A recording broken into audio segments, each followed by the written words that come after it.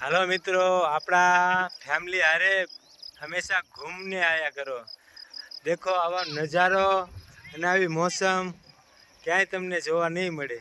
મારણાથની અંદર આવો અને એન્જોય કરો ફેમિલી સાથે। લોકો સ્નાન નાય છે। અમારી વિદ્યાને નાળિયેર પાણી પીવું છે એટલે હા 40 વાળું આપી દો। એટલે કાકા કહે છે કે 40 વાળું પણ નાળિયેર છે, પણ નાળિયેર સવારમાં પીવું તંદુરસ્તી આવે।